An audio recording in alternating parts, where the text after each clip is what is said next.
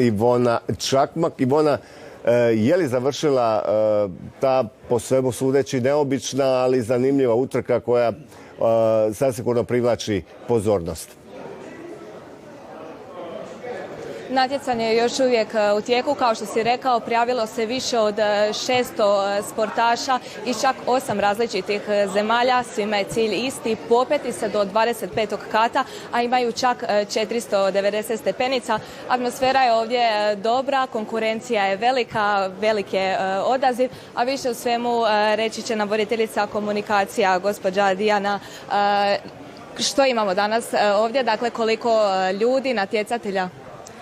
Na ovoj utrci prije svega najviše sudjeluju rekreativci koji samostalno treniraju i na ovaj način žele istestirati neke svoje granice, ali osim njih naravno imamo i puno profesionalnih trkača, tako primjerice ove godine imamo Amerikanca Troya Wilsona, on je 9. najbolji trkač stepenicama na svijetu.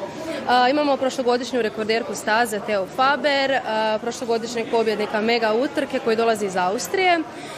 Ono što bih još htjela naglasiti je da naši natjecatelji ne dolaze samo iz Hrvatske, nego iz drugih zemalja, poput Italije, Bosne i Hercegovine, Srbije, SAD-a, Ujedinjenog kraljevstva, Austrije, Tajvana, tako da stvarno ima ih puno. U kojim kategorijama se sve natječu? Prilikom prijave naši natjecatelji su mogli odabrati 4 dionice, jednu od 4 dionice. Tako imamo solo dionicu, to je znači jedan uspon na 25. kat, to je sve skupa 490 stepenica. Imamo dupli izazov, to su 2 uspona, 50 katova i mega dionicu, ona je najteža i to imamo najmanje natjecatelja, to su 4 uspona, 100 katova ili čak 1960 stepenica. I naravno oni koji to žele napraviti u paru, to mogu, tako da muškarac i žena trče jedan uspon na 25. kat i onda im se rezultati zbrajaju i to čini njihov zajednički rezultat. Vjerujemo da nije ni malo lako doći do 25. kata, pogotovo trčeći, iz toga kako se najbolje pripremiti?